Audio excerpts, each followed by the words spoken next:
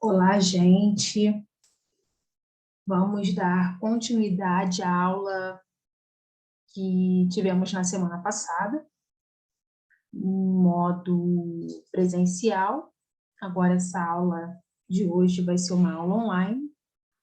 Eu justifico que estou colocando a aula hoje, porque eu já tinha gravado a aula toda, porém, não havia espaço suficiente no meu computador e a aula não foi salva. Então, eu estou tendo que regravar isso aqui para vocês, mas estou regravando com todo cuidado, com todo o carinho que vocês merecem para compreender bem a matéria, certo? Então, vamos lá. Na última aula, nós tratamos de 3 grandes acontecimentos que marcaram o século XVIII. Falamos da Revolução Industrial, falamos da Revolução Americana, e agora, que não deu tempo de terminar, nós vamos falar da Revolução Francesa. Todas essas revoluções, elas tiveram como ponto em comum a influência do iluminismo, que nós já é um assunto que nós já estamos estudando há algum tempo. O iluminismo, ele é um movimento, é um conjunto de ideias que tem por objetivo criticar o antigo regime. O antigo regime que tem como base o poder absolutista, representado na figura de um rei. O poder é centralizado na figura de uma pessoa que é designada por Deus, que é o representante de Deus na Terra, que é o rei, o monarca, o absoluto. E por conta desse poder estar centralizado na mão de um monarca, ocorrem muitos abusos. Quem desrespeita o rei está desrespeitando o próprio Deus. Então, é digno de morte. Então, por isso que no período absolutista, muitas pessoas, muitas revoltas, muitas rebeliões que se levantavam contra esse rei eram duramente reprimidas. Essas pessoas eram queimadas, perdiam suas cabeças, perdiam seus bens, eram perseguidas, porque tinham que obedecer à religião oficial daquele rei. Ou seja, o rei mandava e eles eram os súditos. E junto com esse rei havia uma nobreza, havia também o clero, que na verdade é a influência, o papel da igreja, e tinha na base dessa sociedade o povo. O clero e a nobreza eles estavam na parte de cima dessa pirâmide social. O povo já estava na parte de baixo. Eram os camponeses, os comerciantes, burgueses, que sustentavam, através de impostos, de tributações, todo o luxo, toda a ostentação dessa nobreza e desse clero da igreja aliados ao rei. Porque era a nobreza e o alto clero que sustentavam e legitimavam o poder desses reis. E o absolutismo ele vem fazendo uma crítica a essa forma de governo, a esse modo de governar, porque as ideias iluministas elas creem que o poder não vem de Deus. O poder ele vem do povo para o povo. Não é mais a religião que explica o mundo, e não é mais a religião ponto de partida para a gente compreender o mundo, compreender as relações sociais. Aí entra a valorização da ciência, a valorização das experiências científicas, os papéis de muitos pensadores, como Voltaire, Rousseau, John Locke, que nós já estudamos na última aula, cujas ideias influenciaram bastante a consolidação do iluminismo, a influência do iluminismo dentro dessas revoluções. E agora eu vou compartilhar com vocês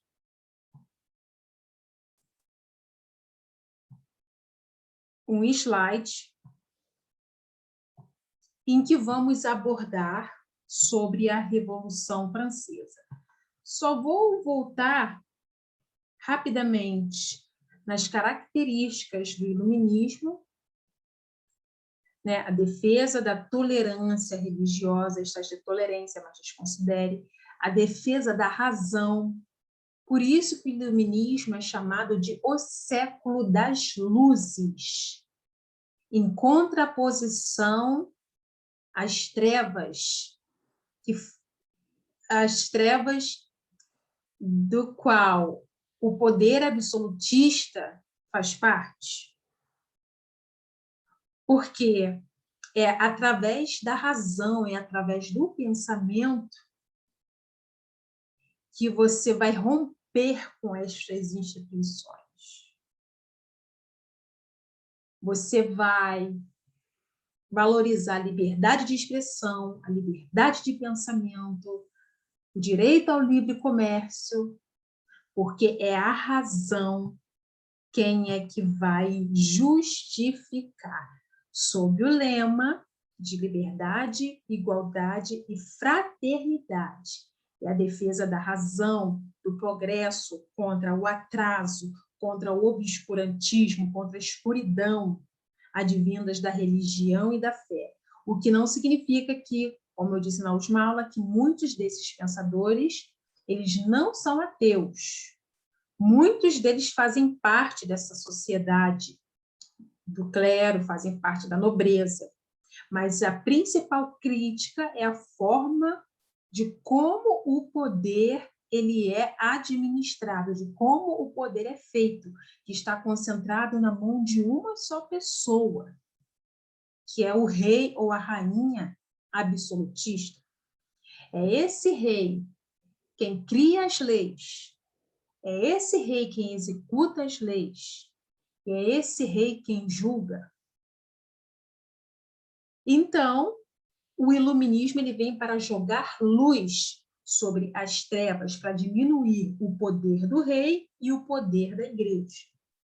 Os principais intelectuais, a gente vai voltar aqui, Rousseau, Voltaire,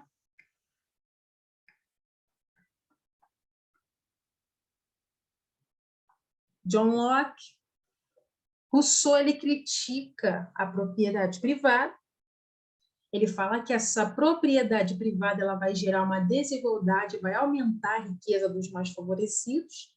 Ele defende uma igualdade civil. Ele é um dos pensadores mais radicais do iluminismo. Em contraposição, por exemplo, a John Locke, que defende a propriedade privada, dizendo que a origem do poder não é divina, mas vem dos cidadãos. E Voltaire, que defende, por exemplo, o Estado laico, o que não significa que seja um Estado ateu, mas um Estado que respeita todas as religiões, em que todas as religiões elas convivem de maneira equilibrada, de maneira harmoniosa, de maneira que haja tolerância entre as religiões. Dito isto, passamos, então, pela Revolução Americana, pela Revolução Industrial, e agora nós vamos para a Revolução Francesa, que aconteceu nesse período de 1789 até 1799. Foi uma revolução, sim, inspirada mais uma vez no iluminismo. O iluminismo é o abre-alas para todas essas grandes revoluções que acontecem no século XVIII. Como é que era a França nesse período? Vou aumentar a tela. A França era uma sociedade dividida por estados, em que o primeiro estado era composto pela nobreza, depois vem clero, e segundo, lugar vem... Só um instante. Dá uma pausa aqui.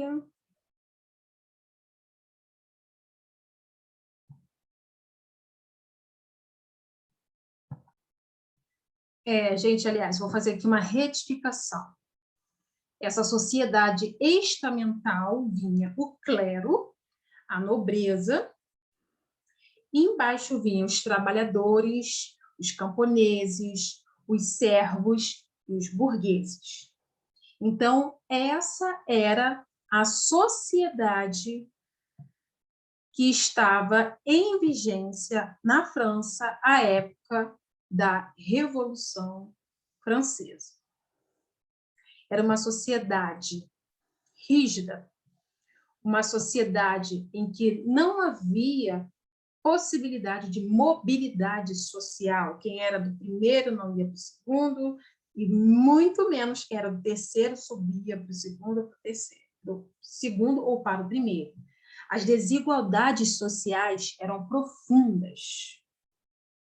E havia a presença do rei Luís XVI, o que caracterizava uma monarquia absolutista,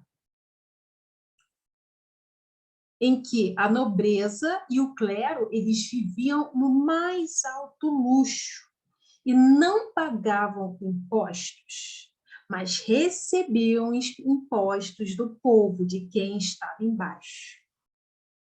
Ou seja, tirando os burgueses, os camponeses, os servos, os demais trabalhadores, eles viviam em condição de vida precária, sob fome, sob miséria. A França era um país agrário, não tinha ainda industrialização, era um país atrasado em relação à Inglaterra, e ainda, para piorar a situação, estava endividada por causa das guerras que nós estudamos nas aulas anteriores, que foi a Guerra dos 7 Anos e a participação da França na Guerra de Independência dos Estados Unidos. E a França não estava vivendo um bom momento.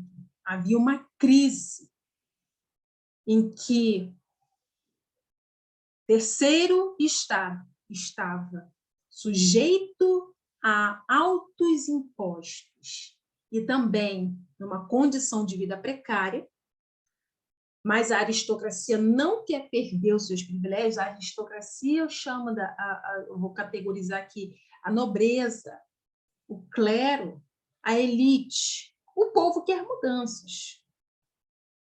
E começa a reivindicar ao rei, começa a fazer barulho, e o barulho incomoda ao rei Luís XVI.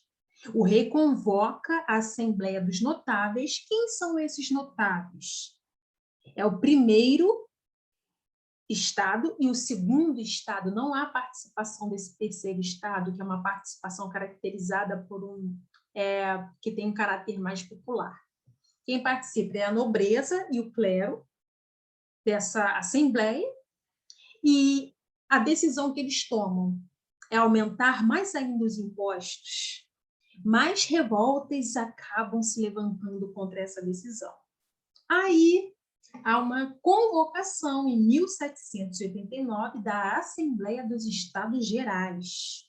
Aí entra o pessoal, a galera do terceiro estado, mas eles não tinham uma boa representação, porque o voto nessa Assembleia era por estado. Cada estado tinha direito a um voto. Primeiro estado, um voto. Segundo estado, um voto. Terceiro estado, um voto. Quem é que estava aliado? O primeiro e o segundo estado, representados pela nobreza e pelo clero, que não queriam perder os seus privilégios, eles se uniam e acabavam sempre ganhando por 2-1. Então, sempre quando havia uma votação, o terceiro estado sempre perdia. E o terceiro estado era o maior em número de pessoas se comparado à quantidade de pessoas que estavam presentes no clero e na nobreza, o povo, os burgueses, os camponeses, os trabalhadores. Então, eles começaram a reivindicar o voto por cabeça e não um voto por grupo, mas o rei não atende. Então, o terceiro estado, ele sai dessa assembleia e convoca uma nova assembleia chamada de Assembleia Nacional Constituinte, e ele proclama uma constituição, um documento em que existem leis para limitar o poder do rei Luís XVI. Leis que são contra todos esses privilégios.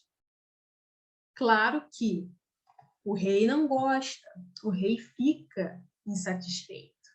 E é a partir daí que começa a Revolução Francesa, simbolizada a partir da queda da Bastilha, que era uma fortaleza em que ficavam os presos políticos, pessoas que se levantavam contra o rei. Começaram a surgir uma série de revoltas populares por mudanças. As ruas de Paris são tomadas no dia 14 de julho de 1789. E, a partir daí, é emitida a Declaração Universal dos Direitos do Homem e do Cidadão, que está por aí influenciando o mundo até hoje, em que, dentro dessa declaração que se supõe universal, ou seja, a França foi muito audaciosa, ela se achava o centro do mundo, ou seja, eu vou declarar o que são os direitos do homem, quais são os direitos do cidadão. Quais são esses direitos? São liberdades individuais, a liberdade à religião. Liberdades individuais são aquelas liberdades que eu tenho antes mesmo de eu nascer. Por exemplo, o direito à vida. Liberdade de expressão, porque no regime absolutista eu não tinha direito de me expressar contra o rei, contra o poder monárquico. Então, eu tenho liberdade de expressão, eu tenho liberdade de pensamento. Antigamente, havia a censura, a perseguição. E eu vou ter direito à minha propriedade. Eu vou ter direito a adquirir um bem. Esse bem não vai pertencer somente à nobreza e somente ao clero. E há uma divisão dos poderes. Poder executivo, poder legislativo e poder judiciário, que nós já discutimos anteriormente na aula. O rei, ele deve agora se sujeitar à Constituição. O rei, que era a grande figura que centralizava todo o poder, representando o próprio Deus, ele agora vai ter que se sujeitar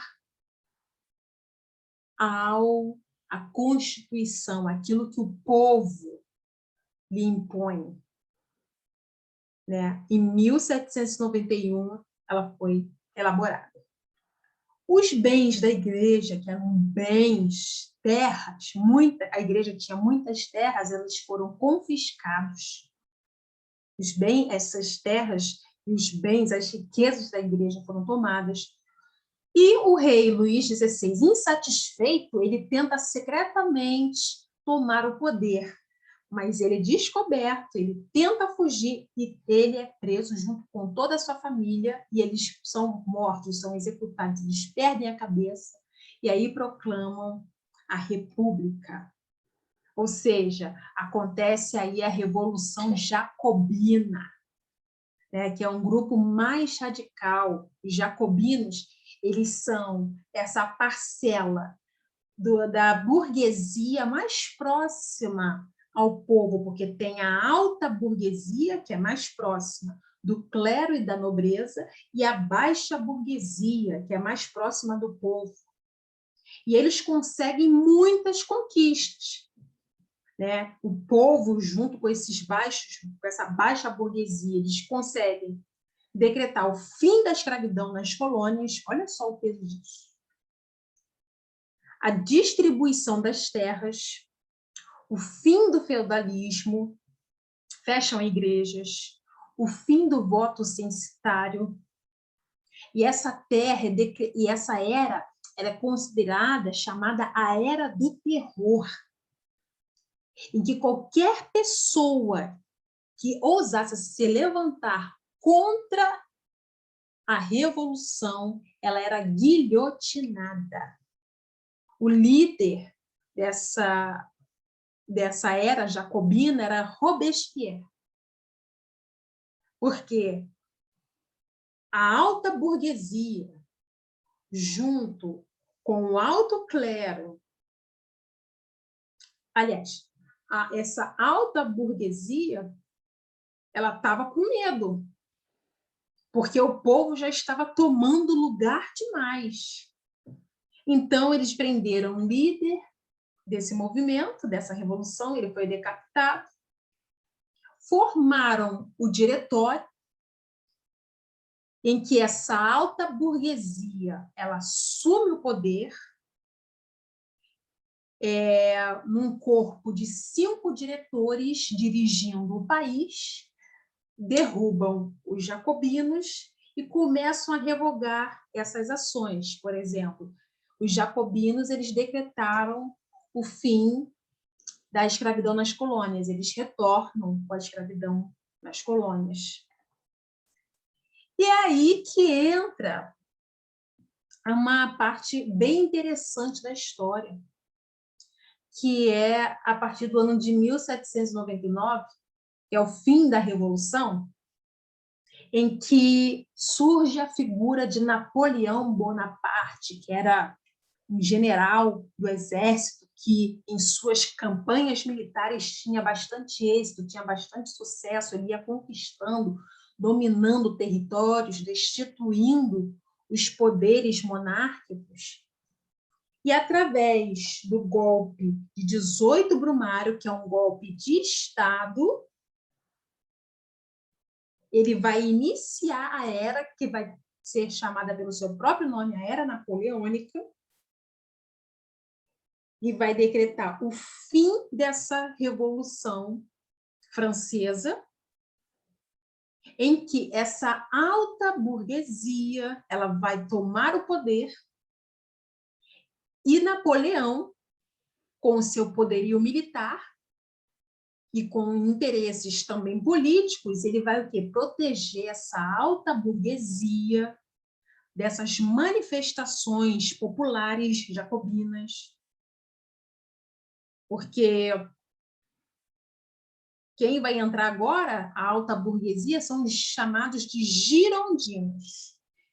Então, através desse golpe de Estado do 18 Brumário, em que a derrubada dos jacobinos, Napoleão vai se aliar a essa alta burguesia, vai proteger essa burguesia internamente das revoltas populares e vai proteger também a nível externo de ataques estrangeiros, de nações estrangeiras que não estão gostando nada dessa expansão napoleônica, desse domínio napoleônico nos seus reinos. E aí entra um período de estabilidade política e desenvolvimento econômico, e eu vou sugerir, para a gente compreender melhor, a importância dessa Revolução Francesa, né? Poxa, a Revolução Francesa aconteceu no século XVIII, você pode me perguntar. O que tem a ver a minha vida com isso, com a Revolução Francesa? Né? A Revolução Francesa, ela veio com esse ideal de liberdade, igualdade, fraternidade, mas no fim mesmo, o povo saiu de cena, porque a burguesia é quem tomou o poder. O povo, durante um tempo, se insurgia, mas era altamente reprimido. Então, a gente pode se questionar, essa liberdade é para quem? Essa igualdade é para quem? Essa fraternidade é para quem? Se sempre quando o povo quer tomar o poder, entra a burguesia que faz as suas alianças para derrubar um poder, ou seja, a Revolução Francesa, ela é importante porque ela derrubou o antigo regime. Antigamente, o modo de se fazer política era através das monarquias, dos reis, das rainhas. Então, a Revolução Francesa ela mudou a forma de fazer política no mundo, porque ela derrubou esse poder absolutista na Europa, que antes era governado por reis e rainhas, que eram escolhidos, designados por Deus e representavam o próprio Deus, para que agora os povos tivessem o direito de escolher os seus líderes políticos, os seus representantes políticos, os seus governantes. Então, a partir da era da Revolução Francesa, inaugura um novo tempo, que é chamado de mundo contemporâneo. E o regime burguês, a burguesia, essa classe que antes não tinha poder político, mas agora passa, porque tomou o poder, tem poder político e poder econômico, se consolida. E as ideias de Voltaire e de Rousseau nós já falamos anteriormente, a questão do liberalismo econômico, mas algo importante que eu quero destacar em relação a Napoleão é que Napoleão Bonaparte, esse general de renome, ele tornou a França um império. Esse domínio napoleônico, ele teve como grande consequência, teve impacto direto aqui no Brasil, porque foi por causa de Napoleão Bonaparte que a família real saiu de Portugal e veio transferida para o Brasil. Você vê que nenhum outro fenômeno acontece semelhante a esse nas demais colônias. Da própria metrópole, entre aspas, se transferir, se instalar na colônia e ali, né, se estabelecer. Mudou a nossa história. Mudou. Imagine se a família real não tivesse vindo para o Brasil. Como é que seria a nossa história hoje? Porque a família real veio, instalou diversas instituições, criou instituições. Então,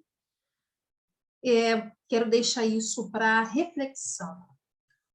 E agora, nesse vídeo, eu vou compartilhar com vocês, eu vou mostrar um pouco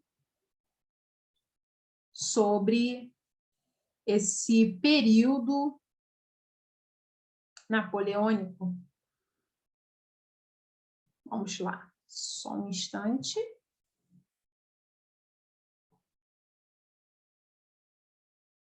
Esse vídeo ele vai resumir, eu gostei muito da forma em que esse canal chamado Descomplica, ele ilustrou a era napoleônica. Vou disponibilizar para vocês. Assistam, por favor. São 11 minutinhos de vídeo.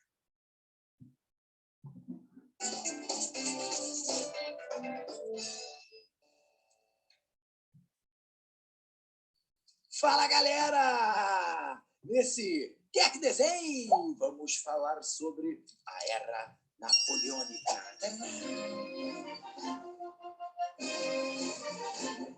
Já conversamos por aqui sobre a Revolução Francesa e chegou a hora de falarmos sobre os próximos episódios da História na Pança.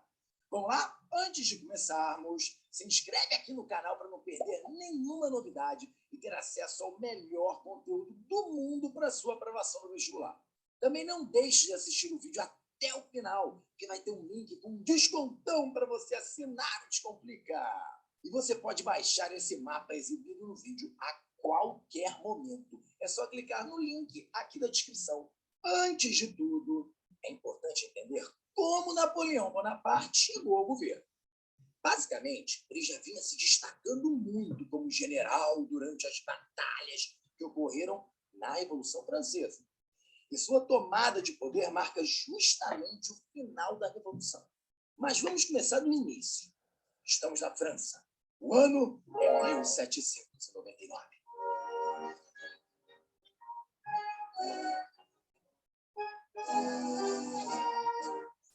A nação se encontra num momento de instabilidade política e econômica bem intensa e já vive o processo de revolução com altos e baixos há quase 10 anos. Nesse momento, o regime político era o Diretório, liderado pelos girondinos, aquela alta burguesia que falava mais com a elite e com seus próprios interesses do que com o povo. Ou seja, havia uma grande insatisfação popular que gerou um processo de conspiração contra eles. Esses girondinos acreditavam que uma liderança firme poderia conter a instabilidade política da época. Para eles, um governo forte parecia uma boa saída para controlar aquela situação. Então, com o apoio da burguesia, dos políticos e do exército, Napoleão fechou a Assembleia e o Diretório e se colocou no poder, o que foi chamado de golpe do 18 Brumário. Esse é o momento que marca o fim da Revolução Francesa. Não o fim das conquistas liberais burguesas, mas o fim daqueles 10 anos de grande instabilidade. Começa, então, o primeiro período do governo de Napoleão, chamado Consulado, que durou de 1799 até 1804. E ele é chamado assim porque, nessa época, a França foi governada por 3 cônsules, mas Napoleão era quem tinha mais poderes, pois era o primeiro cônsul.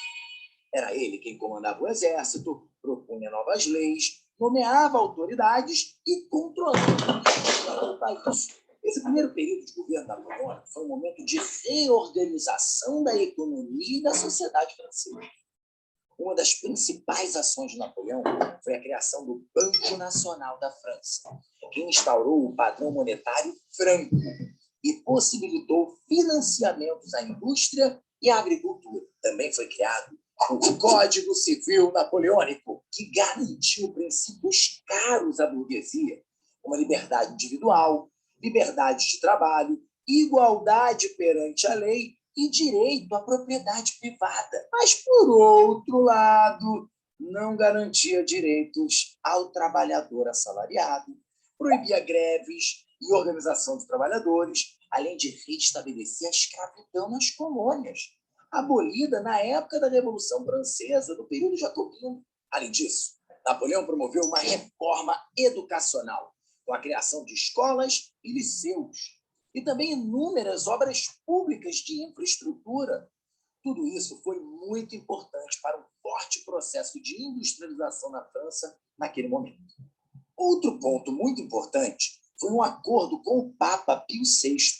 Estabeleceu que o governo poderia nomear bispos e que garantia a liberdade de culto, reconhecendo o catolicismo como religião da maioria dos franceses, embora o Estado se declarasse laico. Essas medidas foram afirmando o apoio da população ao governo de Napoleão.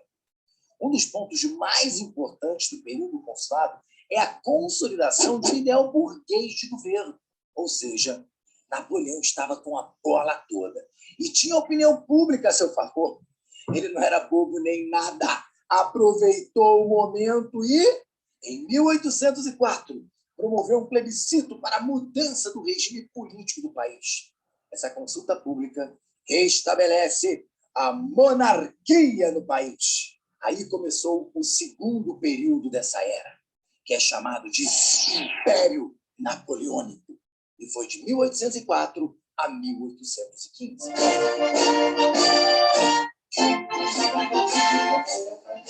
Nesse momento, Napoleão tornou-se imperador dos franceses. Aqui é importante compreender que o Império Napoleônico marcou a consolidação das instituições de poder da burguesia e não da nobreza, como costumava acontecer na Europa do Antigo Regime. Inclusive, o famoso ato de coroação de Napoleão, quando ele mesmo coloca a coroa em sua cabeça, simboliza que o general não precisava da nobreza nem da igreja para sagrar-se imperador. Uma das principais características do Império Napoleônico foi o expansionismo. Esse é o maior motivo da fama de Napoleão. Foram várias batalhas com outras nações europeias, todas buscando aumentar o território e afirmar a supremacia francesa. É claro que as investidas tiveram respostas e houve até tentativas de união de outras nações para deter a expansão territorial da França. Mas a verdade é que, no começo, todas foram furadas. Os franceses conseguiram derrotar austríacos, prussianos e realizaram até o sepultamento do Sacro Império Romano-Germânico. Napoleão conquistou parte do norte da Itália e territórios da Bélgica, Holanda, Espanha, além de estados germânicos. Não foi pouca coisa, não, viu? Mas Napoleão esbarrou na Inglaterra, que se tornou o maior calcanhar de Aquiles do seu governo. Depois de perder batalhas para os ingleses, a resposta de Napoleão foi a criação do bloqueio continental em 1806. Galera, presta atenção aqui, porque é um assunto que cai bastante no vestibular. A ideia do bloqueio continental era enfraquecer a Inglaterra economicamente. Napoleão fez isso por meio de uma proibição. Nação nenhuma podia comprar mercadorias industrializadas dos ingleses. E, ao mesmo tempo, ninguém podia enviar matéria-prima para eles. E quem desrespeitasse o bloqueio sofreria intervenção militar napoleônica. No início, a medida foi um grande sucesso. Só que não durou muito. A França não tinha condições de suprir a oferta de produtos britânicos. Por isso, gradualmente, nações passaram a não respeitar o bloqueio. A imagem da França como uma grande potência começou a ficar fragilizada. E o caminho para a derrota napoleônica se abriu. Em 1812, devido ao fato do czar Alexandre I desrespeitar o tratado com a França, Napoleão invade o Império Russo com um poderoso exército de mais de 600 mil homens. No entanto, a estratégia de terra arrasada adotada pelos russos, aliada ao rigoroso inverno, levou Napoleão a perdas irreparáveis. O general retornou da campanha com pouco mais de 100 mil homens, extremamente enfraquecido. Este era, sem dúvidas, o início do fim.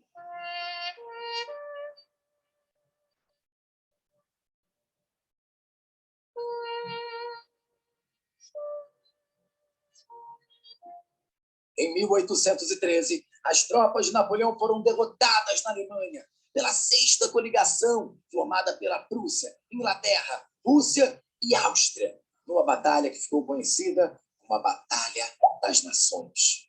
No ano seguinte, os mesmos países invadiram a França, entraram em Paris e obrigaram Napoleão a assinar o Tratado de Fontainebleau, que o fazia perder seus direitos ao trono francês, o tornava exilado na ilha de Elba, no Mediterrâneo, mas lhe dava uma pensão anual de 2 milhões de francos. Afinal, ele era considerado rei em Elba. A França ficou, por alguns meses, sendo governada pela dinastia dos Bourbon. Mas isso não durou muito. Napoleão era duro na queda, cara. Ele conseguiu fugir desse exílio e, com o super apoio do exército, voltou para a França em 1815. Foi quando começou o terceiro período da Era Napoleônica, que é mais curtinho. Durou 100 dias e é justamente chamado de Governo dos 100 Dias.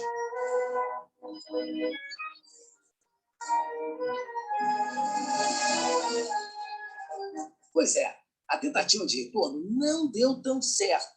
Os países que o tinham expulsado voltaram a investir contra ele. Acontece, então, a Batalha de Waterloo. Napoleão é derrotado e é novamente exilado. Agora, definitivamente, numa ilha atlântica, a ilha de Santa Helena, onde permaneceu até a sua morte, em 1821. E este foi o fim da Era Napoleônica. Tchau! E aí, gostou? Você pode baixar esse mapa todinho para você. O download está aqui no link da descrição. Não esquece de ajudar a gente deixando o seu like aqui no vídeo. E se você ainda não é um estudante do Descomplica, que isso, cara? Tá esperando o quê? Aqui na descrição tem um link para você assinar nossos planos com desconto. Não perca! Mas me conta, qual assunto você quer ver por aqui? Quem sabe ele não é o próximo? É isso aí, pessoal. Até o próximo Quer que Desenhe. Valeu!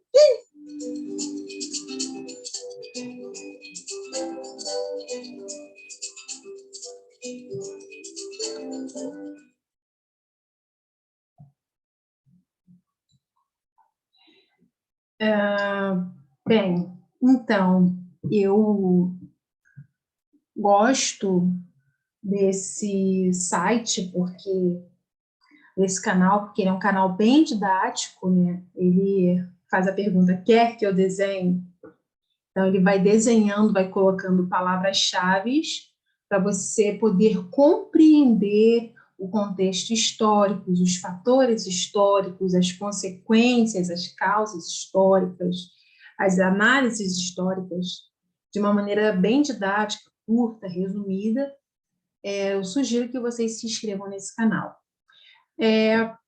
O que eu posso destacar, o que chama a atenção nesse vídeo, que a gente vai explorar agora no próximo assunto, que é a crise do sistema colonial, é como Napoleão Bonaparte, quando é explicado no vídeo que ele mesmo toma a coroa e ele mesmo coloca a coroa em sua cabeça, porque quem fazia esse gesto, esse ato, era o clero, era o papa, o bispo, enfim, que coroava os reis e as rainhas.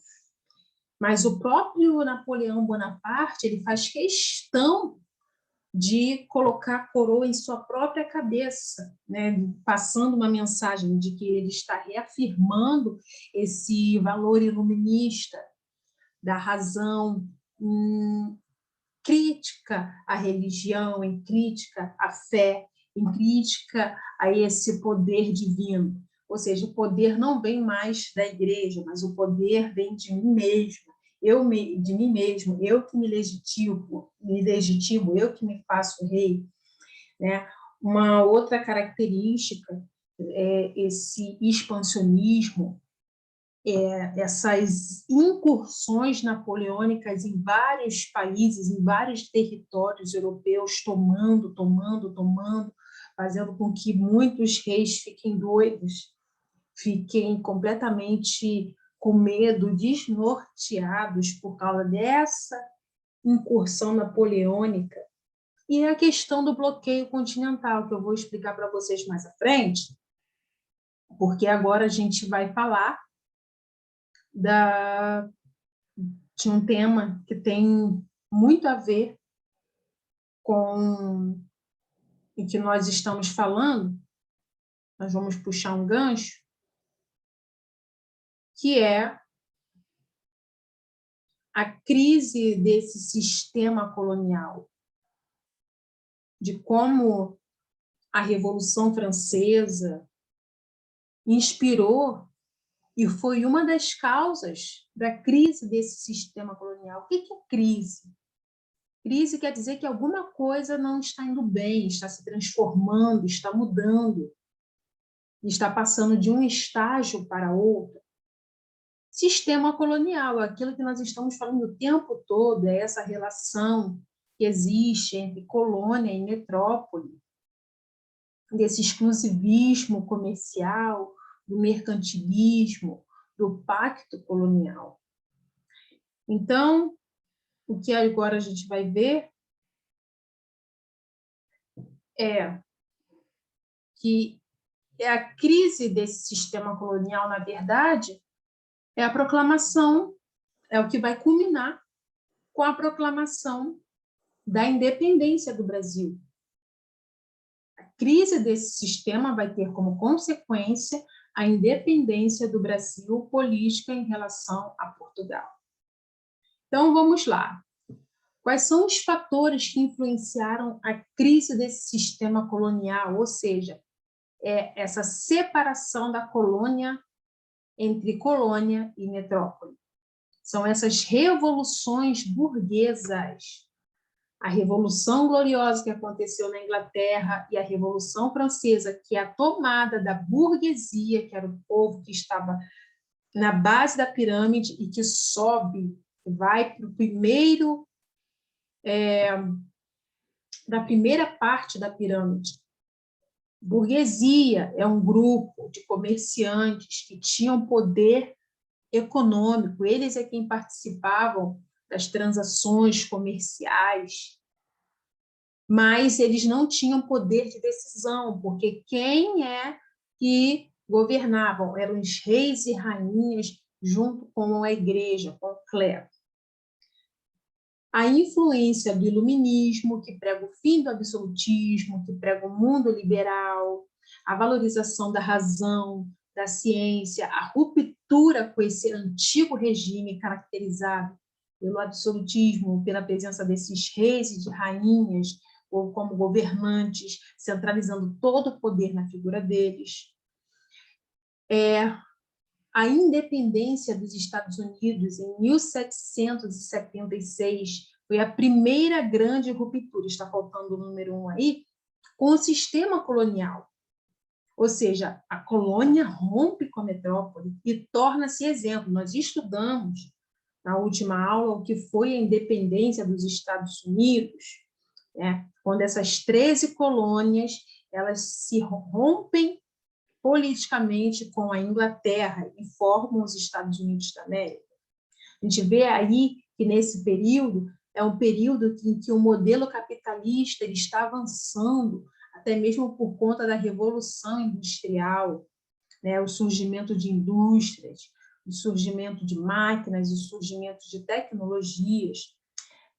Período em que também nas colônias a crise de mineração, a crise de açúcar, porque a balança comercial em relação à colônia está desfavorável, a colônia não está conseguindo mais exportar, vender, comercializar os seus produtos com a metrópole. E, principalmente, ali, nessa crise do sistema colonial, um assunto que vai estar sempre em evidência vai ser essa questão do aumento dos impostos, essa excessiva fiscalização da colônia, da metrópole, sobre a colônia, cobrando altos impostos, sugando a colônia. E, dentro dessa colônia, há o crescimento de uma população colonial que se estabelece, nasce uma elite que olha para a metrópole e vê que não tem mais necessidade de ser administrada por ela de longe, e nem pelas pessoas que ela envia. Essa própria elite quer se autogerir, quer se autogovernar, quer ser independente. E aí surgem movimentos emancipacionistas, querem romper, separar o Brasil, e também movimentos nativistas. Os exemplos desses movimentos nativistas, que eu vou falar rapidamente para vocês, são simplesmente movimentos que contestam essa excessiva fiscalização na colônia. Elas não querem uma ruptura, mas querem que essa relação de fiscalização entre colônia e metrópole melhore em seu favor. Não quer a separação do Brasil, como, por exemplo, a revolta dos Emboabas, os mascates de Beckham e de Felipe dos Santos. Aí entra agora a questão das revoltas emancipacionistas, que são essas revoltas que vão causar aí essa crise nesse sistema colonial. Não ainda a ruptura. A ruptura vai vir mais para frente. Tem, por exemplo, quais são as características dessas revoltas emancipacionistas? Nós já vimos, nós já falamos sobre elas nas aulas anteriores, mas cabe aqui a gente fazer um remake, rememorar, para a gente compreender melhor. Elas questionam esse pacto colonial, elas querem a emancipação, elas querem liberdade econômica, de comércio e política. Os colonos, eles querem tomar o rumo do país, e aí explode vários movimentos emancipacionistas. Por quê? O comércio na colônia ele é restrito. As atividades industriais, ou seja, na Europa, a industrialização está começando a acontecer, e na colônia não. A colônia ela não se industrializa, ela ainda continua agrária, atrasada, com grandes plantações, latifúndio, escravidão. Ela não se moderniza. Então, as atividades industriais, justamente, até mesmo para manter essa dependência da colônia em relação à metrópole, essa relação que, digamos, é abusiva, é um relacionamento abusivo, se mantém. Porque a metrópole ela vai se enriquecendo, ela vai se desenvolvendo às custas da colônia, e a colônia vai ficando para trás. Então, aí há uma briga entre a elite local e esse poder metropolitano. E a conjuração mineira, que aconteceu em Minas Gerais, ela foi um projeto emancipacionista. Ela não saiu do papel. Ela aconteceu em 1789, porque lá em Minas Gerais estava ocorrendo uma crise da mineração, muitos impostos estavam sendo criados, havia-se proclamada a derrama, que era uma grande cobrança de impostos que ia ser feita nas Minas Gerais, e com influência, essa conjuração mineira, ela tinha grande influência, mais uma vez, das ideias iluministas. Como é que essas ideias iluministas elas chegavam no Brasil? Os filhos dessa elite, as pessoas que faziam parte dessas elites, elas iam estudar em universidades europeias. Por exemplo, a Universidade de Coimbra.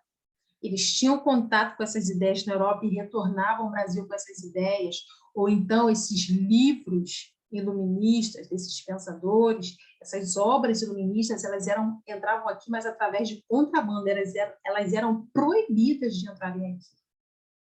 Então, elas entravam aqui através dessas duas fontes, né? A elite intelectuais faziam parte dessa conjuração mineira.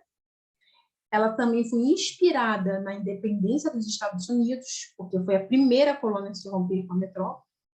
Agora, um ponto interessante é que proclama liberdade, igualdade, fraternidade, mas não defende o fim da escravidão.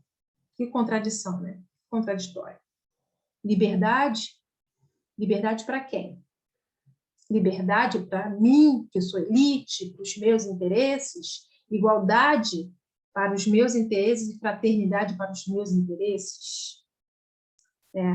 Surge a figura de Tiradentes, que nem é o líder dessa revolta, dessa conjuração mineira, mas é aquela pessoa que se expõe, que fala abertamente sobre as suas ideias, sobre as suas intenções, sobre os projetos emancipacionistas, e acaba ficando, como fala no dito popular, como um bode expiatório, como boi de piranha. E Tiradentes, como essa conjuração ela foi delatada por um desses intelectuais que faziam parte, dedurou as autoridades metropolitanas, ela foi duramente reprimida. Os 11, se eu não me engano, os 11 homens que faziam parte dessa conjuração, eles foram exilados, foram enviados para a África, junto com as suas famílias, e Tiradentes foi pego como bode expiatório. Ele foi executado publicamente, enforcado, teve o corpo esquartejado em praça pública, para servir de exemplo, para poder inibir qualquer outro tipo de revolta de caráter emancipacionista. E depois quando a República, lá na frente, 1879, ela foi proclamada, depois da República, eles precisavam escolher uma figura que representasse esse rompimento, essa ruptura, né? Essa ideia de liberdade do país em relação à metrópole. E Tiradentes ele foi foi posto como uma imagem mítica, a sua figura foi associada à figura de Cristo, como nós veremos agora a seguir. Você vê que Tiradentes ele tem na pintura que foi encomendada anos depois. Ele está barbudo, cabeludo, faz lembrar as pinturas católicas, as pinturas cristãs acerca de Jesus Cristo, como se ele fosse um Marte, um redentor do Brasil, que infelizmente foi morto pelo poder metropolitano, foi morto pela metrópole. O corpo de Tiradentes, que nós estamos vendo aqui, se a gente vê aqui na outra figura, na segunda figura, a cabeça de Tiradentes, um crucifixo de Cristo, você vê que são muito semelhantes, tem uma semelhança entre o Cristo crucificado e a imagem ao lado de Tiradentes, a cabeça dele sangrando, né, sobre o corpo. E o corpo, se a gente olhar bem, porque não dá aqui para eu apontar para vocês. Deixa eu ver aqui se dá para ver. Dá para ver com a setinha. Se a gente pegar aqui, o corpo de Tiradentes, ele está no formato do mapa do Brasil. Não sei se vocês vão conseguir associar similar. Né? O corpo de Tiradentes que foi dado, né, e foi morto por causa e para a libertação do Brasil, do poder metropolitano. Né? Quem pintou isso aqui foi um gênio. Né? Teve uma intenção muito bem definida de promover a figura de Tiradentes, tanto que nós temos o feriado de Tiradentes, nós temos a Praça Tiradentes, aqui no Rio de Janeiro, exaltando a figura dele como um Marte, né, da República. E a gente agora vai para um outro movimento emancipacionista, que foi a Conjuração Baiana, que teve características, embora a Conjuração Baiana ela foi inspirada na Revolução Francesa e também na haitiana, em que houve a tomada dos escravizados no Haiti pelo poder, tiraram essa elite e proclamaram a República, a independência haitiana. Essa Conjuração Baiana ela teve uma alta participação popular, eram homens negros escravizados ou livres, homens brancos pobres, soldados. Era uma revolta bem popular mesmo, alfaiate, que é tanto conhecida como Conjuração Baiana ou Revolta dos Alfaiates, que eram uma espécie de costureiros da época. E por ter participação popular bastante intensa, a elite de início deu apoio, porque tinha interesse. Mas depois, quando viu que a intenção dessa conjuração, uma das intenções era promover o abolicionismo de escravos, a elite que olhava para o Haiti ficou com medo de perder o poder. Eu vou perder, elite, vou perder o poder para um bando de gente negra, ainda mais que nessa época já existia o racismo, a questão de olhar o negro como ser inferior, incapaz, ou então como selvagem. A elite, embora olhasse para eles de cima para baixo, tinha medo dessa inversão da ordem social acontecer.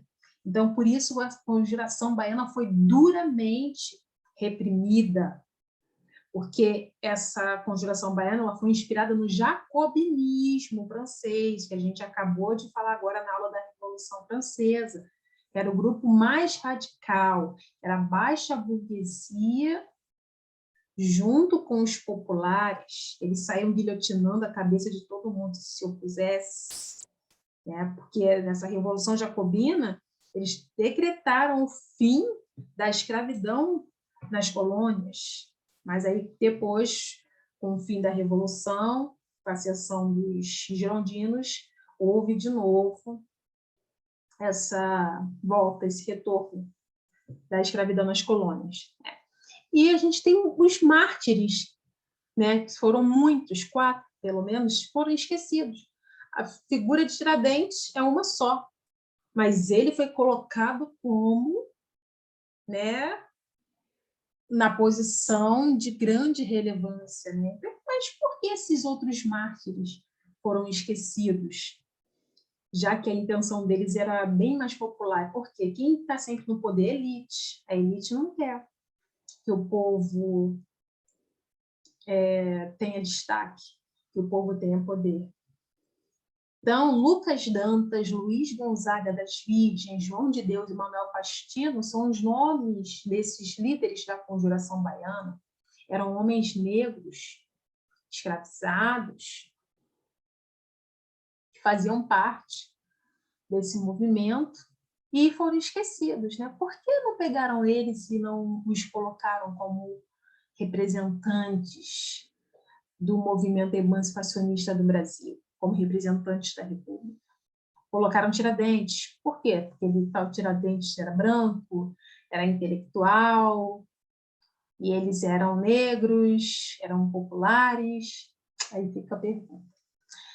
Depois vem a Revolução Pernambucana, né? E por causa da vinda da família real, a família real já era sustentada lá, em Portugal. Tinha uma vida de luxo. Aqui no Brasil isso ia se estender, continuar, né? Essa vinda da família real fez com que Pernambuco ficasse abandonada, ficasse em descaso administrativo. E só o Rio de Janeiro, enquanto capital, foi beneficiado. Então, houve uma insatisfação popular, porque, além desse abandono,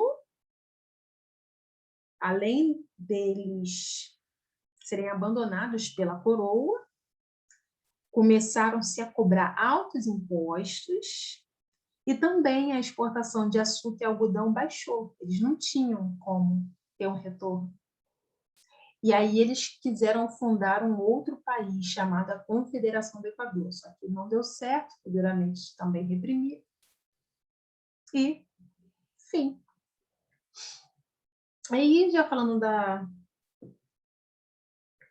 dessa Revolução Pernambucana, eu vou pegar um gancho para a vinda da família real para o Brasil.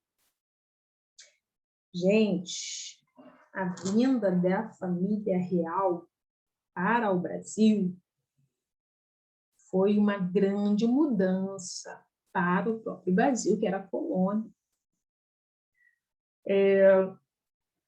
A gente falou sobre como a ascensão napoleônica teve interferência na vinda da família real para o Brasil. Porque Napoleão está no poder, está expandindo o seu poder. E ele quer que esse poder vá adiante. Então, qualquer tentativa de impedir que esse poder vá adiante vai ser duramente, vai bater de frente direto com Napoleão. E Napoleão é um general poderoso. Quem bater de frente com ele pode cair feio, ser derrubado, ter prejuízo, perder poder. Mas quem é o único país, monarquia, né, que tem capacidade de combater a França? É a Inglaterra. A Inglaterra tem poder bélico, tem poder econômico para resistir a Bonaparte. E Napoleão Bonaparte, ele busca formas de enfraquecer a Inglaterra, tanto economicamente quanto politicamente, através do bloqueio continental. O que é esse bloqueio continental? Napoleão ele proíbe que qualquer nação europeia faça comércio com a Inglaterra, porque a Inglaterra, gente, ela fazia comércio com a maioria dos países europeus, com a industrialização. Então, para diminuir esse poderio inglês, ele fecha os portos, impede o comércio para arruinar as indústrias inglesas, para enfraquecer politicamente. Só que isso não dá certo, porque Portugal mantém essas relações de muitos países fecham essas relações com a Inglaterra, mas a Inglaterra já tem poder suficiente para se sustentar, para se manter. Mas Portugal ele quer manter essas relações comerciais com a Inglaterra, até porque aí, né, a Inglaterra fornece produtos manufaturados para Portugal e Portugal envia produtos brasileiros e portugueses para a Inglaterra. Então, é uma troca, né? E, diante da ameaça napoleônica rumo a Portugal, mesmo Portugal sendo aliada à Inglaterra, qual vai ser a saída? Portugal vai para o Brasil se refugiar, se retirar estrategicamente para não sucumbir ao poderio napoleônico, ou vai ficar para poder ser tomado por Napoleão? A saída, então, na verdade, é que em 1807, Portugal e Inglaterra assinam essa convenção secreta e Portugal concede vantagens comerciais à Inglaterra em troca de proteção, caso houvesse conflito com a França. Aí Portugal decide enviar à corte, né, que é um corpo de 10.000 pessoas, de funcionários, pessoas do clero, da nobreza, 10.000 pessoas, juízes, enfim, sai de lá da Europa e vem para o Brasil se refugiar aqui, mas escoltado por navios ingleses. Isso, escoltado por navios ingleses. Eles saem em 29 de novembro de 1807, chegam dia 22 de janeiro em Salvador. Né? E depois eles se transferem para o Rio de Janeiro. Mas a partir da vinda da família real já começa a acontecer mudanças estruturais no Brasil. Por quê? Acaba esse exclusivismo comercial do Brasil só manter relação comercial com a metrópole ou com quem a metrópole permite, a exemplo da Inglaterra. Agora ela vai comercializar livremente com a Inglaterra. Gente, a Inglaterra vai ser a maior beneficiada. Por quê? Produtos, indústrias inglesas vão entrar maciçamente aqui no Brasil. Isso não é bom para a burguesia de Portugal. Não é bom, né? Porque com a vinda da família real é autorizado minimamente, há um princípio de desenvolvimento de indústria. É uma coisa bem lenta, bem embrionária, bem pequena, bem tímida, mas já acontece nesse período, né? Em 8 de março de 1808, eles desembarcam aqui no Brasil, né? Eles instalam a sede do governo no Rio, aliás, desembarcam no Rio de Janeiro, fazem uma residência fixa na capital da colônia, porque Rio de Janeiro, a essa época, era a capital da colônia. Aí começa a desenvolver a urbanização, há um desenvolvimento de dinamização da economia, da cultura, da estética, ou seja, da aparência, da estrutura da capital, com a criação de instituições, levantam-se bibliotecas, levantam-se a imprensa, teatros, a criação de jardim botânico, cria-se uma Casa da Moeda, uma Academia Militar, Banco do Brasil, ou seja, uma série de instituições que vão dar uma nova cara ao Brasil, pois isso aqui não existia, gente.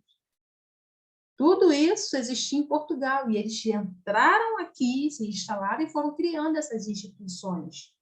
para poder manter os seus funcionários, para poder manter sua nobreza, para o Dom João VI poder passear no Jardim Botânico nos fins de tarde, para poder distrair a sua mente, de poder ir ao teatro, assistir suas peças.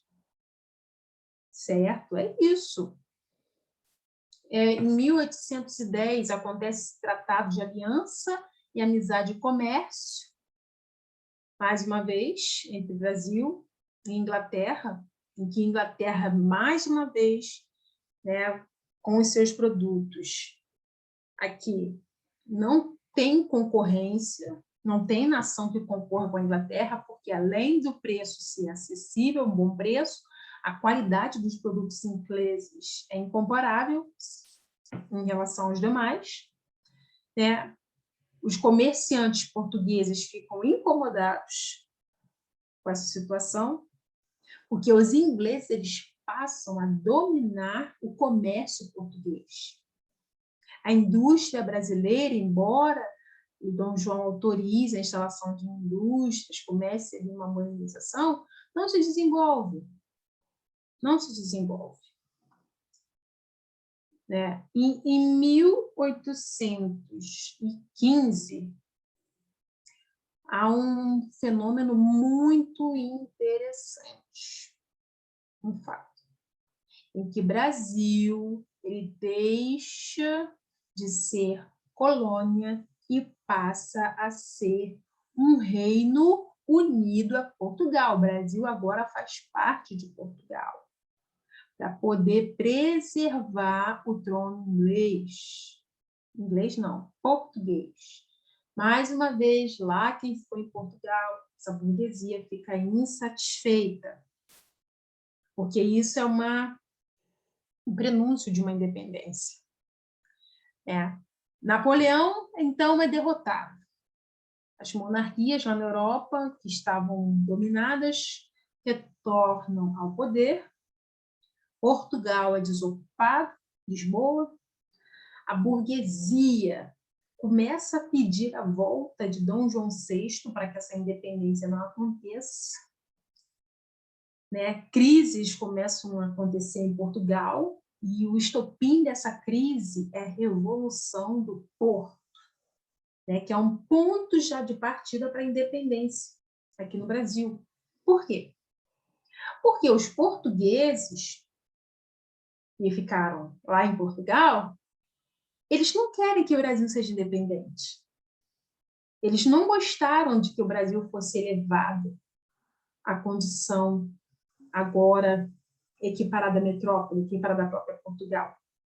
Eles querem recolonizar o Brasil, eles querem fechar os portos, eles querem acabar com esse domínio inglês, voltando com as práticas mercantilistas, derrubando a administração inglesa, que estava bastante presente em Portugal.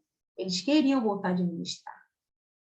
Pressionado, Dom João retorna e Dom Pedro assume como príncipe regente, é o período chamado de regência. Dom Pedro, ele assume essa função, essa ocupação.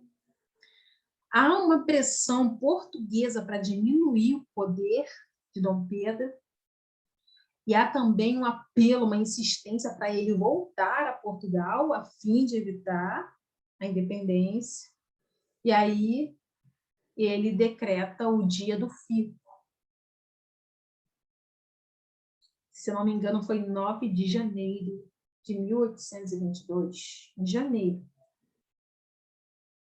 Ele declara que vai ficar, porque também muitos brasileiros, né, muitos da elite, pedem para ele ficar. Eles não querem voltar na posição de colônia, né? Grandes proprietários de terra, o medo de acontecer rebeliões escravas, rebeliões populares também, faz com que haja essa necessidade de proclamar a independência. Então, Dom Pedro, ele proclama a independência em 7 de setembro de 1822, rompe com Portugal ele agora se torna imperador. Ele agora, de Dom Pedro, passa a ser chamado Dom Pedro I. E algo interessante que eu quero destacar é que o Brasil ele se torna independente. Mas até que ponto o Brasil se torna independente mesmo, gente? Se ele ainda continua tendo um rei, um imperador, um estrangeiro que está governando, imperando, e essa sociedade com características coloniais ainda permanece, por exemplo, a escravista, latifundiária, né? Essas são algumas questões que se levantam, né? Porque esse passado colonial, mesmo com a independência, ele está muito presente. Cadê a participação popular na independência do Brasil? Houve realmente uma participação popular? Quem estava interessado na independência do Brasil? Dom Pedro, ele estava interessado, porque seu pai, sua família real já estava lá em Portugal, e ele estava aqui. Então, se ele proclamasse a independência ou não, essa independência, de uma forma ou de outra, iria acontecer. Seja por ele, ou seja por alguém que a elite iria colocar, promover. E a gente vai analisar esse quadro aqui, que é o quadro de François-René Moreau, não sei falar francês, mas ele foi pintado em 1844. Ele foi encomendado no início do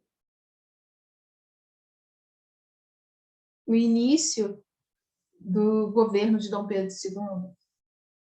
Nesse quadro aqui, vocês vão ver que a figura de Dom Pedro I, ela está ao centro.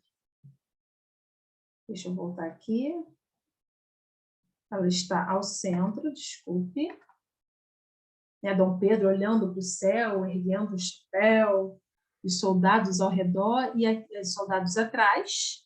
E à frente, aqui está o povo sendo representado. Você vê crianças, mulheres, homens, aqui na frente de Dom Pedro I.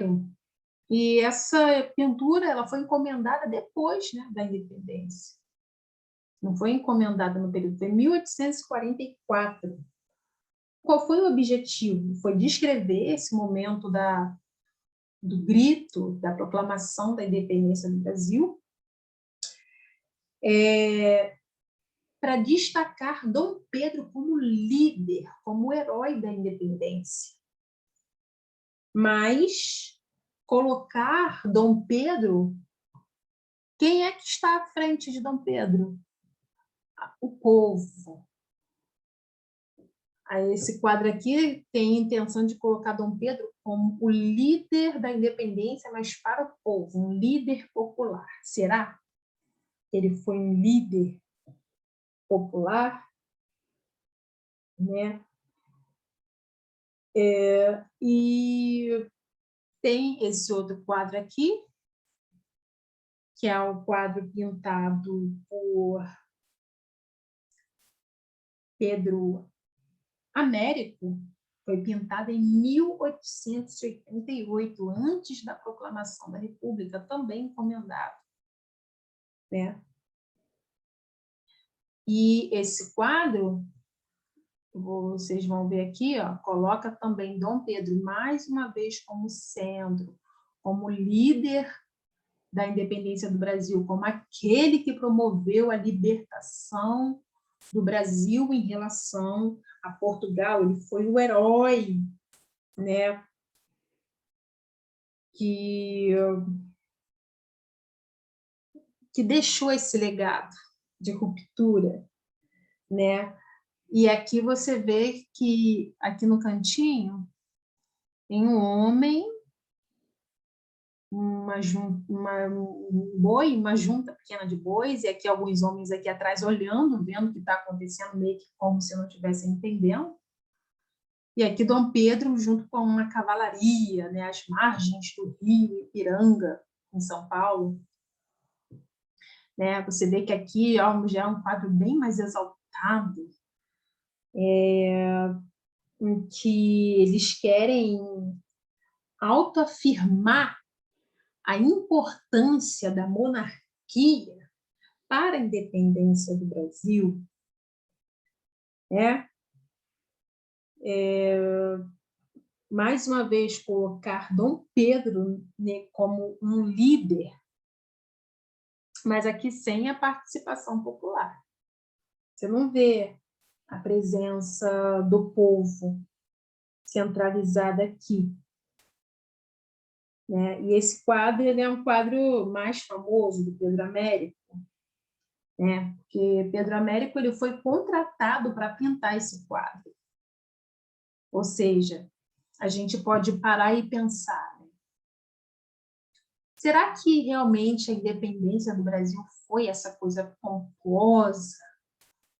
Tem várias versões acerca da independência do Brasil.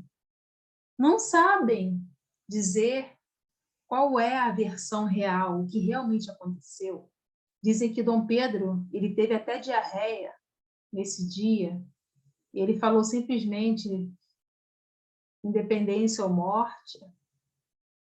Talvez ele estivesse do seu trono e tivesse falado independência ou morte. Ninguém sabe. Então, a gente tem que parar aqui para pensar em relação à escrita da história. Qual é a história que nos contam? Qual é a intenção de colocar Dom Pedro como líder dessa independência, dessa ruptura? Foi a própria família real, depois, na figura de Dom Pedro II, que contratou esses pintores. Esses pintores foram contratados para contar uma história que provavelmente não aconteceu. Então, a gente tem que tomar muito cuidado, né, em relação à escrita da história. A gente tem que se perguntar o que aconteceu e o que nos é contado da história que nos chega aqui, através desses quadros que predominam nos livros didáticos, é que a independência do Brasil foi algo bem composto, algo bem fenomenal, um dia marcante, mas tinha gente que não estava nem sabendo no dia que a independência aconteceu, nem sabia quem era Dom Pedro I, nem sabia que a independência tinha acontecido, e talvez não tivesse meia dúzia de pessoas ao lado de Dom Pedro I. Mas o interessante que a gente pode entender é que essa independência do Brasil, ela, na verdade, embora fosse uma independência política, ela fez com que muitas coisas, muitas estruturas coloniais permanecessem no Brasil. A exemplo de, como eu já falei, houve uma ruptura com Portugal, mas a escravidão ainda continuou, né? Os grandes latifúndios, a cultura voltada, a agricultura voltada para exportação, a presença de senhores de engenho, ainda dominando a economia, dominando também os modos de produção, ditando uma sociedade dividida entre senhores e escravos, né? Enfim, gente. E qual foi a participação popular nessa independência? A gente vê que a elite foi uma grande influenciadora nesse processo de independência. Certo? É isso que eu gostaria de compartilhar com vocês nesse momento. Vou pausar aqui um momento. Bem, Algo que eu gostaria de destacar em relação a esse tema da independência do Brasil é que, quando fala-se de independência do Brasil, várias imagens vêm à nossa mente. E como eu acabei de relatar sobre os quadros que foram pintados sobre a independência, quem pintou esses quadros não estava lá, não presenciou a independência. Esses quadros foram encomendados. Então, é importante a gente parar para pensar na questão de como a história pode ser manipulada em favor de determinado grupo, para exaltar determinado grupo. Como os interesses estão em jogos e o quanto a gente tem que ter cuidado com isso, né? Porque as imagens que aparecem na nossa cabeça, que foram muito bem calcificadas no nosso imaginário, na nossa mente, na nossa imaginação, foram imprimidas, elas não correspondem à realidade. Então, a gente tem que ter muito cuidado com isso. Tá bom, gente? Só mais um instante. Além dessas imagens que nós analisamos, eu vou passar agora mais um pequeno vídeo bem didático produzido pelo canal Multirio, pertencente, se eu não me engano, à Prefeitura do Rio de Janeiro. Ele fala como foi que esse processo ele aconteceu. O professor de História, ele explica de uma maneira bem didática, bem dinâmica, bem descontraída, explicar como é que esse processo aconteceu e mostra mais imagens. E a gente vai finalizar com isso. E na sexta-feira a gente se vê. Então, vou botar mais esses 6 minutinhos de vídeo para você compreender como é que isso aconteceu. Que você já viu essa imagem em algum lugar? Bota na tela. Esse é o Código Pedro Américo. Deixa eu voltar mais um pouco. Eu posso ter certeza que você já viu essa imagem em algum lugar. Bota na tela. Esse é o Código Pedro Américo, que pretende retratar o grito de independência que teria sido feito às margens do Riacho do Ganga, lá na cidade de São Paulo. Mas você sabia que o pintor do quadro ele não presenciou essa cena e que a obra foi feita mais de 60 anos depois do ocorrido? Pois é. Independência é o tema do tempo de estudar de hoje.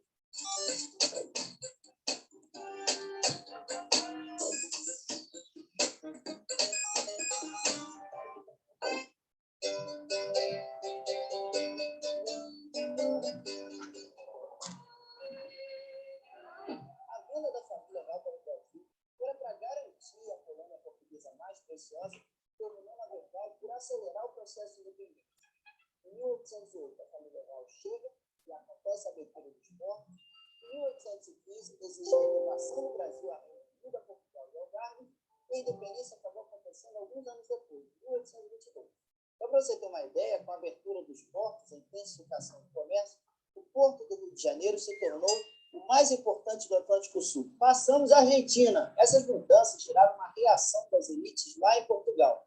Não à toa, no ano de 1820, aconteceu uma grande revolta, a Revolta Liberal do Povo.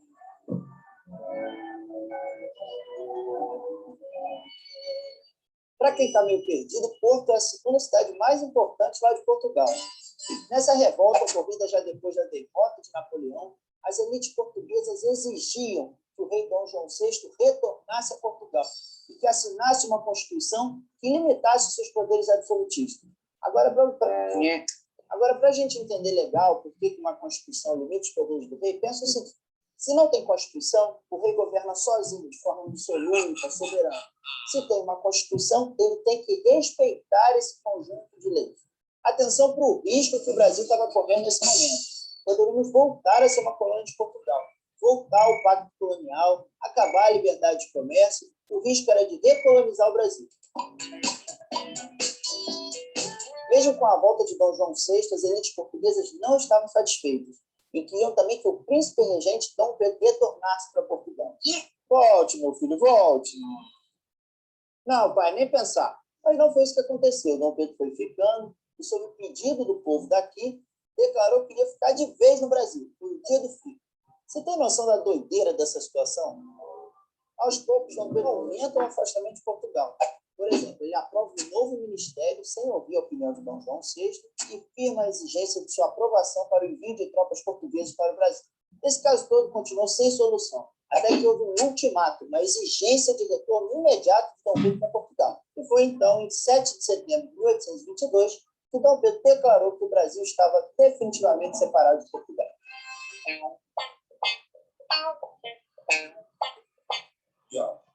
É possível dizer que a independência do Brasil em relação a Portugal se deve somente ao grito de Ipiranga, tal como sugere o quadro do pintor Pedro Américo? Não, não, não. A independência brasileira, na verdade, como a gente gosta de dizer em história, foi um processo. Quer ver uma coisa? De novo. Vai. Quer ver uma coisa? Muitas províncias brasileiras não aceitaram a independência feita por Dom Pedro e queriam continuar com Portugal, como foi o caso da Bahia, do Maranhão e do Grão-Pará. Vale a gente prestar atenção que não existia um grande sentimento de ser brasileiro ou alguma raiva dos portugueses. Isso não existia. O processo foi feito pela elite, pelas mãos de Dom Pedro I. Agora a gente já sabe como terminou. Mas na época o que estava acontecendo era uma disputa. Não existe um grande destino guiando a história, não é isso? Além disso, a primeira Constituição brasileira veio só em 1824. E Portugal só reconheceu que o Brasil era um país independente em 1825. Só então que é possível dizer que o processo de independência do Brasil estava consolidado.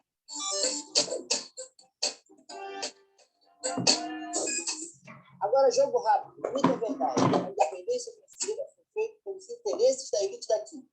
Verdade. Para os comerciantes, por exemplo, não interessava a interferência da coroa portuguesa sobre suas transações. Outra coisa que mostra que esse processo foi feito pela elite é que a escravidão, que era a base da economia nacional, foi mantida. A liberdade era só política diante de Portugal. Mito ou verdade? A independência foi feita de forma pacífica? Esse é mito. Dom Pedro I, para garantir a independência, teve que usar os militares nas províncias que não aceitavam a independência. Ou seja, teve treta. Mais um mito ou verdade? Dom Pedro I era um mito? Isso é verdade, isso é verdade. Vamos lembrar o que a gente falou hoje? Em 1808, a família real portuguesa vem para o Brasil. E, com isso, o Brasil foi crescendo em importância do Império Português. Tanto que, em 1815, deixou de ser colônia para se tornar Reino Unido a Portugal e Algarve. Essa história toda gerou a revolta das elites lá em Portugal. Tanto que, no ano de 1820, fizeram a Revolução Liberal do Porto, que exigiu o retorno de Dom João VI a Portugal e que o Brasil voltasse a ser colônia. Com isso, o rei Dom João VI volta para Portugal assinando uma Constituição e deixa no Brasil seu filho como príncipe regente. Essa situação estranha fez com que Dom Pedro aumentasse os conflitos com relação à elite portuguesa. Com o tempo, ele fica no Brasil e realiza o processo de independência. Só para terminar, eu vou falar um pouquinho do quadro do Pedro Américo que a gente viu no início do episódio. Pensa um pouquinho, você acha que a cena foi daquela forma? Que Dom Pedro estava trajado daquele jeito, com a espada para o alto, que havia tantos cavalos ao seu redor? Será? Faz uma pesquisa e mostra para o seu professor. Até a próxima. Por exemplo, ele aprova um novo ministério sem ouvir a opinião de Dom João VI e firma a exigência. Tá? Essa história toda gerou a... De novo. Bom,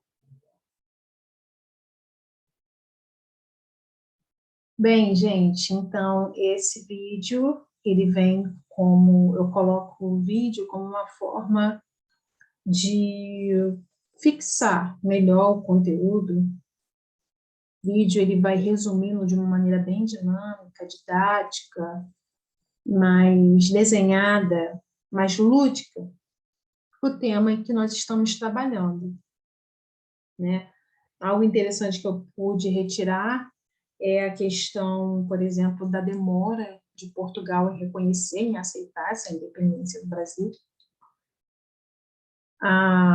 O papel das elites, né, que conduziram esse processo de independência pelas mãos de Dom Pedro.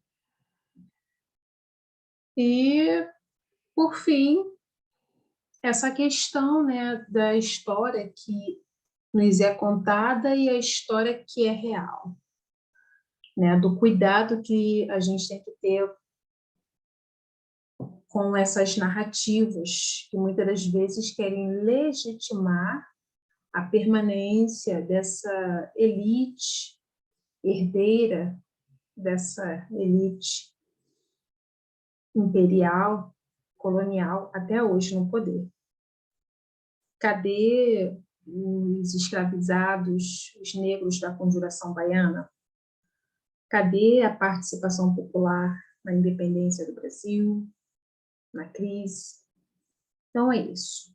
Espero que vocês tenham gostado da aula. Até a próxima aula. Obrigada. Boa noite.